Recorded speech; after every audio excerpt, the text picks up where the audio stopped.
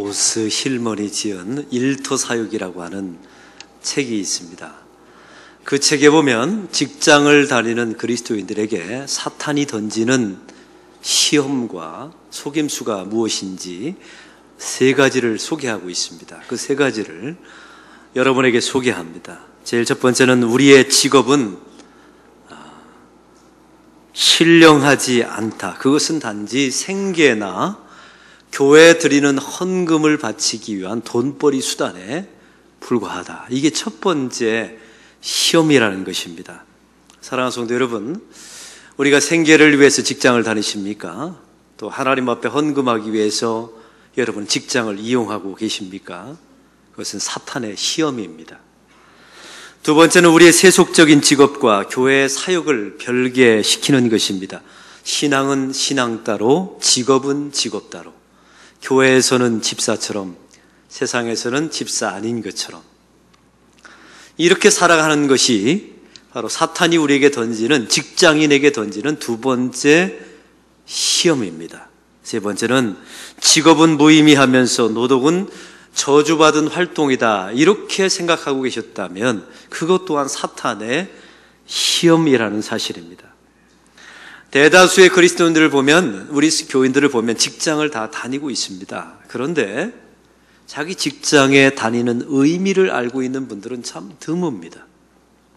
이 직장에 하나님께서 나를 보내신 목적이 무엇인지, 또 하나님이 나를 이곳에 부르신 소명이 무엇인지를 분명하게 말할 줄 아는 우리 직장인들은 예수 믿는 사람들 가운데 너무나 드물다는 사실이죠. 노동도 마찬가지입니다. 우리가 노동을 할 때 힘들게, 어렵게, 억지로 시킨 것만 하는 사람들이 있어요. 우리가 노동을 할 때 어떤 사람은 또한 자원해서 기쁘게 의미를 부여하면서 이것이 내가 살아있다는 증거라고 고백하면서 열심히 일하는 사람이지요. 여러분은 이 둘 중에 어디에 속한 사람들이십니까? 오늘 사도 바울의 여러 가지 말씀의 관점 가운데 사도 바울의 직업을 좀 살펴보기를 원합니다. 사도 바울은 전도자 바울이면서 또한 천막장이 바울이었습니다. 아테네를 떠나서 오늘 성경의 고린도에 도착하게 됩니다. 이 고린도에 도착한 사도 바울의 심정을 고린도전서 2장 3절은 이렇게 말합니다. 약하고 두려워하고 심히 떨어노라. 약하고 두려워하고 심히 떨어노라. 이게 사도 바울이 고린도에 도착했을 때 그의 내면의 모습이었습니다. 왜 심히 약하고 두려워하고 떨었을까요? 세 가지 이유가 있었습니다. 사도 바울이 지금까지 걸어온 선교의 여정이 뭐 하나 쉬운 것이 없었기 때문에 그래요.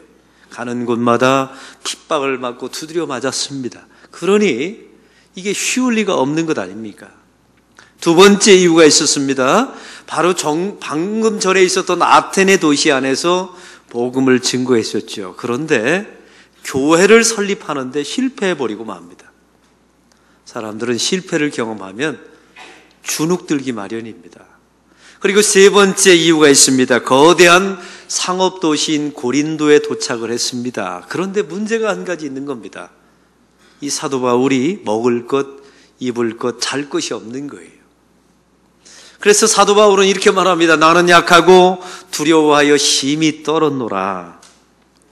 사도 바울은 이런 문제를 해결하기 위해서 찾아간 사람이 있었습니다. 그게 바로 아굴라 부부였습니다. 오늘 3절은 찾아간 이유를 이렇게 설명하고 있습니다. 3절 다 같이 읽겠습니다. 생업이 같음으로 함께 살며 일을 하니 그 생업은 천막을 만드는 것이더라.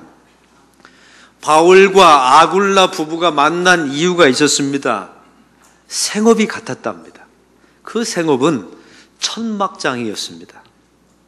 사랑하는 성도 여러분, 사도 바울이 천막장이를 생업으로 갖게 된, 직업으로 갖게 된 이유가 있었습니다. 그것은 바로 다소에 살고 있었던, 자기의 고향이 다소였죠. 그 다소에 살고 있었을 때 아버지, 이 바울의 아버지가 아들에게 생계를 위해서 가르친 기술이 천막장이었던 것입니다. 이 당시에 랍비의 문헌에 보면 이런 글이 써 있다고 합니다. 들어보십시오. 아들에게 기술을 가르치지 않는 자는 아들을 도둑으로 만드는 아비다. 이게 이 당시에 랍비의 정신이었어요. 이 아들에게 기술을 가르치지 않는 아버지는 그 자식을 도둑놈으로 만드는 아버지라는 겁니다. 그래서 스스로 살아가려면 자식에게 물고기를 주지 말고 물고기를 잡는 기술, 무엇인가를 만들 수 있는 기술, 자기 스스로 먹고 살 수 있는 기술을 가르치는 것이 바로 유태인 랍비들의 정신이었어요. 바울의 청년 시절의 꿈은 가말리엘 같은 율법학자가 되는 것이 꿈이었죠. 그런데 최악의 상황을 대비해서 바울의 아버지가 천막을 만드는 기술, 이 천막장이를, 이 기술을 사도 바울에게, 어린 아들에게 전수해 준 것입니다. 그래서 사도 바울은 지금 고린도에 왔을 때 천막장이 이 직업을 갖게 된, 이 기술을 갖게 된 이유가 바로 여기 있었던 것입니다. 그러면 고린도에서 만났던 아굴라 부부가 천막장이 색업을 갖게 된 계기는 무엇입니까? AD 587년에 이 아굴라 부부의 부모님들이 나라가 망했습니다. 남유다가 바벨론에 의해서 멸망했지요. 그래서 뿔뿔이 전 세계에 흩어질 수밖에 없었습니다. 흩어졌을 때 이 아굴라 부부의 부모님들이, 조상들이 길리기아 본도라고 하는 지역에 정착하게 되었어요. 길리기아는 지금의 이탈리아입니다. 이탈리아 지역 안에 있는 본도라고 하는 지역에 정착하면서 쭉 살게 되었지요. 시간이 많이 지난 후에 예루살렘 안에서 오순절 성령 다락방 사건이 일어나게 됩니다.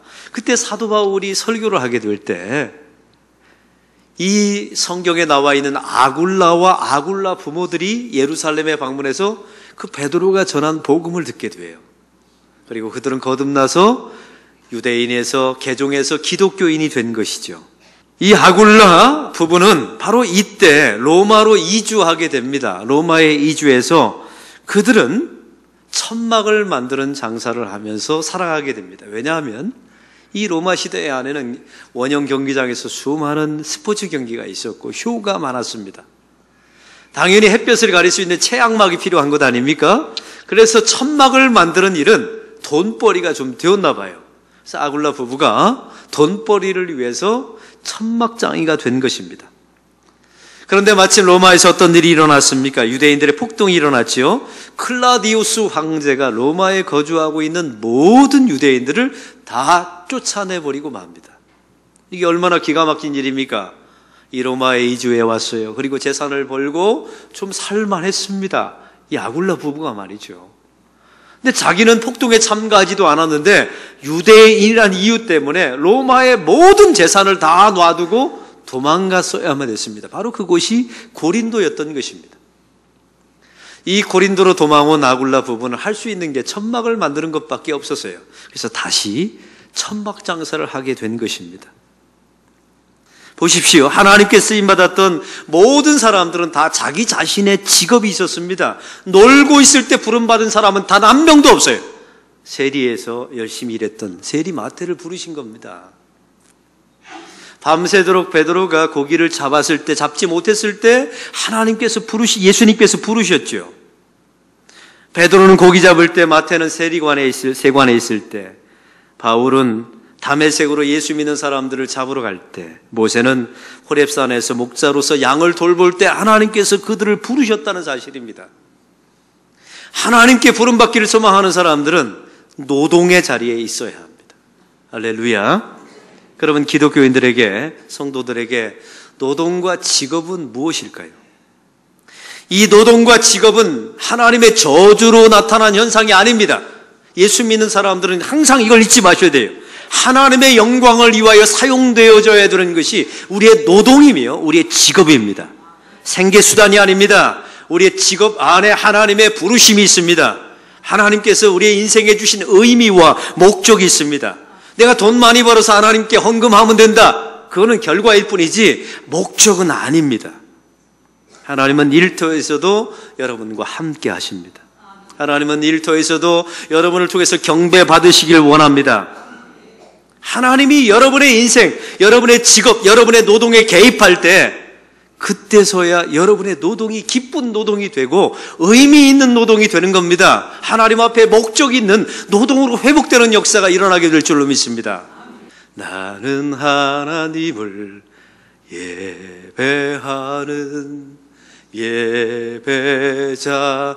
예배자입니다. 내가 서 있는 곳 어디서나 하나님을 예배합니다. 저는 이 찬양의 가사 중에 내가 서 있는 곳 어디서나, 교회에서만 예배드리는 게 아닙니다. 내 삶 속에서 노동할 때, 내 직장 안에서 하나님께 내가 서 있는 어디서나 하나님을 높여드리고 그곳에서 하나님의 뜻을 구하는 것이 하나님의 백성들의 도리입니다. 이게 바로 노동은 하나님의 선물이라는 뜻이에요. 그리스도인들은 이방인의 세계로 날마다 출근하죠.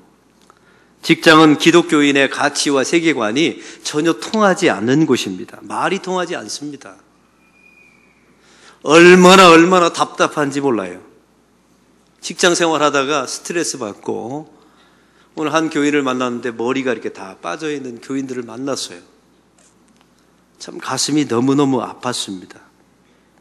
교회에서 받은 그 은혜를, 말씀을 직장에서 적용해 보려면 얼마나 고통이 있는지 모릅니다. 그래서 주님께서 뭐라고 말씀하셨습니까? 양을 이리대로 보내는 것과 똑같다, 이렇게 말씀하고 있습니다. 여러분은 이런 직장 속에서 어떻게 승리하고 계십니까? 그 치열한 생존의 세계에서 하나님의 말씀이 통하지 않는 그 각박한 세상 속에서 여러분은 어떻게 살아가고 계십니까? 요셉을 보십시오. 이집트의 장군 보디발의 집에 팔려가게 됩니다. 노예로 가게 된 것입니다. 이때 한참 후에 요셉은 그 가정의 총무로 발탁됩니다. 많은 사람들을 생각할 때요, 요셉이 열심히 성실하게 일했기 때문에 총무로 발탁되었으니 우리도 열심히 일하자, 그러면 소망이 있다, 이렇게 말씀하시는 분들이 계세요. 여러분, 성경을 잘못 본 겁니다. 그래서 총무로 발탁된 게 아니에요. 성경에 보면 창세기 39장 2절은 이렇게 말합니다. 여호와께서 요셉과 함께 하심으로 그가 형통하게 되어, 여호와께서 요셉과 함께 했답니다. 그 노예의 자리에서. 그리고 그를 형통하게 만들어 주셨습니다. 그 노동의 자리에서. 그럴 때 요셉이 어떻게 노동했을까요? 기쁘게 노동했겠죠. 왜요? 하나님이 함께 하시니까. 그 힘든 자리에서 하나님이 나와 함께 계시다는 것이 믿어져요. 하나님이 나를 보내셨다는 게 믿어집니다. 하나님, 저를 왜 이곳에 보내셨습니까? 이 요셉이 단 한 번도 물어본 적이 없잖아요, 성경에. 하나님이 함께 계시다면 보내신 이유가 있을 것이라고 믿었던 겁니다. 그리고 하나님과 함께 최선을 다해서 일했던 거예요. 나의 노력으로, 의지로 이겨낸 게 아닙니다. 하나님이 그와 함께 하심으로 그 치열한 노예 직장 생활을, 그 세속적인 세상 속에서, 이집트 안에서 그 노예 생활을 이 요셉이 버텨낸 겁니다. 왜요? 하나님이 함께 계심으로. 직장에서 승리하려면 하나님이 함께 하셔야 합니다. 직장 안에서 노예의 영성을 버리고 주인의 영성을 가지고 살아가려면 하나님이 함께 하셔야 합니다. 직장 안에서 여러분의 노동이 저주가 되지 않으려면 하나님이 함께 계시다는 것을 믿으셔야 합니다. 그래야 여러분의 노동이 저주가 되지 않고 하나님의 축복이 됩니다. 오늘 성경에 보면, 교리적으로 또한 보면 천막장사는 부정한 일이 맞습니다. 텐트를 만드는 일을 한번 상상해 보세요. 당연히 가죽으로 만들었겠죠. 가죽으로 만들려면 죽은 동물의 사체를 만져야 합니다. 구약의 유대인의 법에 의하면 동물의 죽은 사체를 만지는 일은 부정한 일이었어요. 그래서 하나님께서 금하셨습니다. 바로 이 일을 사도 바울이 하고 있단 말이죠. 아굴라 부부가 하고 있습니다. 분명히 율법적으로 보면, 그 당시의 유대인의 관점으로 보면 이것은 부정한 일이 맞습니다. 그런데 사도 바울이 기꺼이 고린도에서 이 일을 합니다. 왜 했을까요? 유대인들은 다 부정하다고, 하나님께서 원치 않는다고 말했는데 사도 바울은 왜 이 일을 그냥 생업을 위해서 아굴라 부부를 찾아가서 천막 장사를 했을까요? 천막 만드는 일을 했을까요? 사도 바울은 십자가를 경험했기 때문입니다. 그 십자가 사건 가운데 이런 사건이 있었죠. 성소와 지성소 사이에 휘장이 드리워져 있습니다. 그 휘장은 이 지성소 안은 거룩하고 저 밖은 세속적이다. 이걸 구분해 놓는 하나님의 장치였었어요. 그런데 성경에 보면 예수님께서 십자가에서 죽으시는 순간에 그 성소와 지성소, 거룩과 세속을 가로막았던 그 휘장을 하나님께서 위로부터 아래로 쭉 찢어버리십니다. 왜 찢으셨을까요? 이제는 예수 그리스도가 십자가에서 죽으심으로 주님과 함께하는 자들은 어디를 가든 그곳이 거룩한 땅이 된다는 하나님의 선포입니다. 사랑하는 성도 여러분, 어디가 거룩한 곳입니까? 예수 그리스도와 동행하는 사람들이 밟는 모든 땅이 다 거룩한 땅이 되는 줄로 믿습니다. 사도 바울은 그런 믿음을 가지고 있었던 거예요. 십자가 사건을 경험하고 은혜의 보좌 앞에 담대히 나갈 수 있었던 이 사도 바울은 이제는 그가 하는 일은 다 하나님 앞에 거룩한 일이 된 거예요. 죽은 사체를 만져도 이건 부정한 일이 아니에요. 왜? 이 목적을 따로 있었거든요. 이 사역을 통해서 복음 증거하는 것이 목적이 따로 있었지 않습니까? 이게 하나님의 신묘막측한 하나님의 섭리입니다. 여러분, 결정적일 때 여러분 인생의 가장 중요한 사람 만나기를 원하십니까? 하나님은 여러분의 직업을 통하여 여러분을 도울 수 있는 가장 중요한 사람, 여러분의 인생의 가장 중요한 사람을 만나게 하실 줄로 믿습니다. 아굴라 부부는 사도 바울의 재정적인 것을 담당했죠. 그리고 로마에 사도 바울이 압송되었을 때 옥바라지를 감당했던 사람이었어요. 얼마나 중요한 사람입니까? 바울은 데살로니가에서도 일했습니다. 고린도에서도 일했고 에베소에서도 천막장서로 일했고 로마에서도 분명히 일했을 것입니다. 그 일하는 과정 속에서 하나님이 만나야 되는 사람들을 그 직업을 통하여 다 만나게 하셨습니다. 여러분, 이 시간 기도할 때마다 하나님께 이렇게 기도하세요. 하나님, 이 직업 힘들어요, 어려워요, 지쳐서. 이거는 예수 믿는 사람들의 기도가 아니에요. 하나님, 이 직업 속에 하나님이 나와 함께 계시다는 것을 보게 하시고 믿게 하여 주시옵소서. 이렇게 기도하셔야 돼요. 그리고 이 직업을 통하여 내가 만나야 되는 사람, 내 인생의 가장 소중한 사람을 이 직업을 통하여 만나게 하여 주시옵소서. 이렇게 기도하셔야 합니다. 이게 하나님의 뜻이에요. 또한 하나님은 직업을 통하여 결국 복음을 전하게 하셨습니다. 아굴라의 집은 고린도에서 2층 집이었다고 합니다. 작업실은 밑에 층에 있었고 아굴라 부부가 2층에서 살았겠죠. 그 아굴라 부부의 천막장이 1층 집은 나중에 고린도 교회가 됩니다. 다시 표현합니다. 그 직업을 가지고 있는 자기 작업장이 고린도의 교회가 된 거예요. 이게 얼마나 놀라운 신비적인 하나님의 섭리입니까? 사랑하는 성도 여러분, 하나님께서 여러분을 그 직장에 보내신 것은 그곳에 하나님의 복음을 전파하기 위한, 그 직업을 통하여 좋은 사람을 만나요. 여러분의 일생에 가장 중요한 사람도 만나지만 결국 복음을 증거하기 위한 하나님의 부르심이라는 사실을 잊지 마십시오. 제가 2주 전에 한국전력 이 동네 지부에 설교 초청을 받았어요. 제가 우리 안락교에서 9년 동안 있는데 처음으로 설교해달라고 동네 한국전력에서 저한테 요청이 왔어요. 봤더니요, 올해 처음으로 신회가 생겼다 합니다. 왜 생겼냐면 지사장님이 예수 믿는 장로님이 오신 거예요. 이 장로님이 무슨 일을 했는 줄 아세요? 첫 번째, 안전제라고 하는 그 고사를 없애버렸어요. 한국전력이니까 전기를 다루지 않습니까? 그러니 얼마나 많은 사고가 있었겠어요. 연초가 되면 돼지머리를 놓고 고사를 지냈대요. 근데 이 지사장님이 그랬답니다. 나는 고사 지낼 수 없다고. 나는 예수 믿는 사람이다. 그리고 혹시 고사 지낼 거면 너들끼리 해라. 나는 참여 못하겠다 했더니 고사를 안 지내더랍니다. 이게 첫 번째 한 일이고요. 두 번째, 예수 믿는 사람들 모여라. 그리고 직장 안에서 예배드리자. 그리고 예배를 드리게 된 거예요.